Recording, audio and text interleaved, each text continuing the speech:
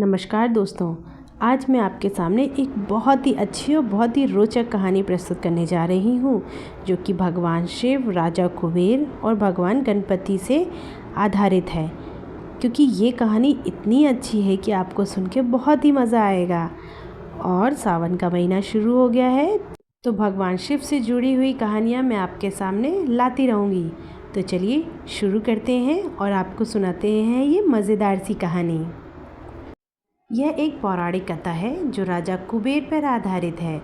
तो कहानी ऐसी है कि राजा कुबेर तीनों लोकों में सबसे धनी थे। राजा कुबेर के जितना धनी राजा कोई न था। ये बात तीनों लोकों में, सारे ब्रह्मांड में और सारी सृष्टि में, सभी में राजा कुबेर सबसे धनी राजा थे। ऐसा राजा कुबेर का खुद का मानना था। वो अपने आप को बहुत ही धनी इंसान समझते थे। एक बार राजा कुबेर बैठे बैठे ये सोच रहे थे कि सारी सृष्टि, सारे ब्रह्मांड और तीनों लोकों में सबसे धनी इंसान मैं हूँ।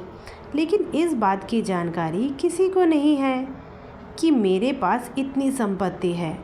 तो क्यों ना एक आयोजन किया जाए जिससे सभी को मेरी संपत्ति और अपार संपत्ति की जानकारी मिल जाएगी कि मैं सबसे धनी राजा हूँ।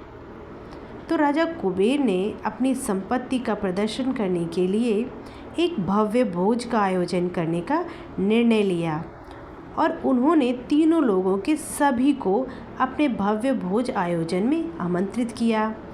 ऐसा ऐलान उन्होंने किया कि मैं अपने घर में, अपने राजमहल में एक भव्य भोज आयोजन कर रहा हूँ और अपने सेवकों को यह काम दिया कि वो सभी को आमंत्रण भेज दें।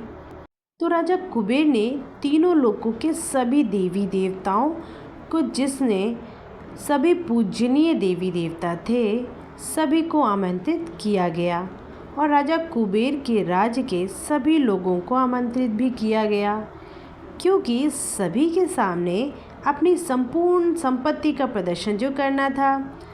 तो सभी को आमंत्रण भेजा गया। राजा कुबेर ने सभी को आमंत्रित भेजा।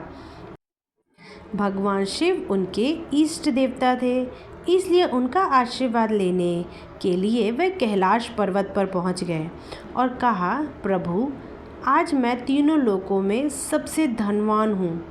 यह सब आपकी कृपा का फल है। अपने निवास पर एक भोज का आयोजन कर रहा हूँ।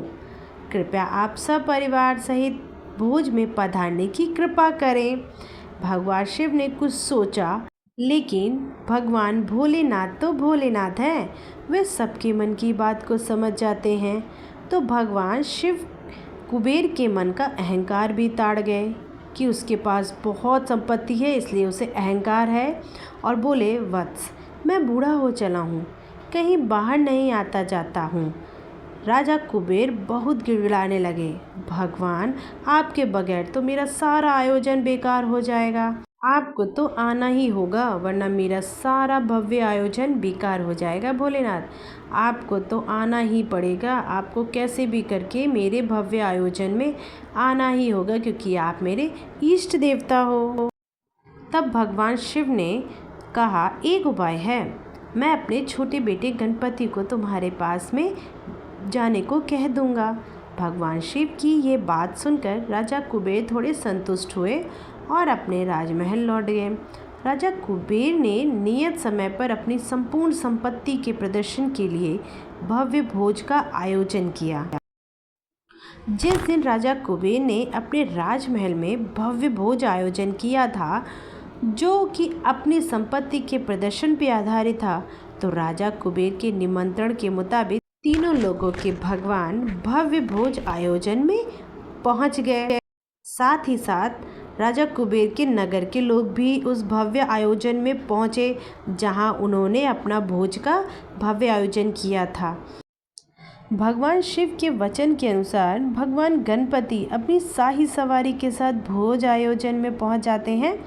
चूँकि भगवान गणपति जी को बहुत भूख लगी थी, तो वो भी जल्दी जल्दी भोज आयोजन में पहुंच जाते हैं, क्योंकि उन्हें राजा कुबेर ने अपने भोज आयोजन में आमंत्रित किया था और भगवान शिव ने राजा कुबेर को वचन दिया था कि मैं अपने छोटे बेटे गणपति को आपके भोज आयोजन में भेज दूंगा।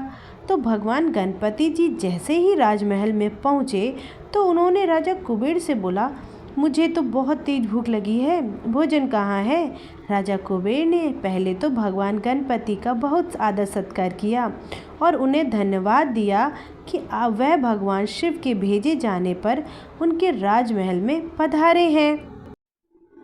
फिर राजा कुबेर उन्हें भोजन से सजे कमरे में ले गए, जहाँ भगवान गणपति जी को सोने की थाली में भोजन परोसा गया।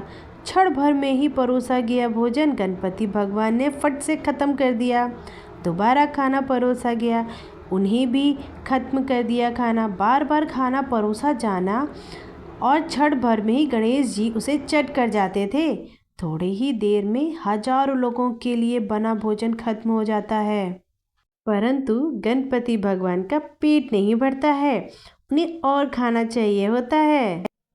फिर भगवान गणपति जी रसोई घर में पहुंच जाते हैं और जब सब कुछ खत्म हो जाता है तो गणपति जी ने राजा कुबेर से कहा, मुझे अभी भी भूख लगी है, मुझे और भी खाना परोसा जाए। तो राजा कुबेर ने जो भी खाना था वह गणपति जी को परोसा। खाना खाने के बाद गणपति जी को फिर से भूख लग जाती है, उनकी भूख तो मिटती ही नहीं है। तब रसोई में रखा हुआ सारा कच्चा सामान भी खा जाते हैं, फिर भी गणपति जी की भूख नहीं मिटती है। उन्होंने फिर से भोजन के लिए आग्रह किया। तो फिर राजा कुबेर अपने दोनों हाथ जोड़कर खड़े हो गए और बोले, प्रभु खाना तो सारा खत्म हो गया है, अब मुझे आपको खिलाने के लिए मेरे पास कोई भी खाना नहीं है। मैं इसके लिए क्षमा प्रार्थी हूँ, मुझे क्षमा कीजिएगा कि मैं आपको अच्छे से खाना नहीं खिला पा रहा हूँ। इतना सुनते ही गणपति जी थोड़ा मुस्कुराए और फिर बोले कि जब राजमहल का सब कुछ खत्म हो गया था तो गणपति जी ने राजा कुबेर से कहा, जब तुम्हारे पास मुझे खिलाने के लिए कुछ था ही नहीं तो तुमने मुझे न्योता क्यों दिया था। तब राजा कुबेर बहुत ही लज्जित हुए और उन्हें अपनी संपूर्ण संपत्ति होने का अहंकार चूर चूर हो गया। तो दोस्तों, कैसी लगी आपको ये मेरी आज की कहानी? अगर पसंद आई हो तो प्लीज़ इस चैनल को लाइक कीजिए, शेयर कीजिए और सब्सक्राइब ज़रूर करिएगा। और मैं आपके लिए अच्छी अच्छी कहानियाँ लेकर आती रहूँगी। तब तक के लिए रखिए अपना ढेर सारा ख्याल।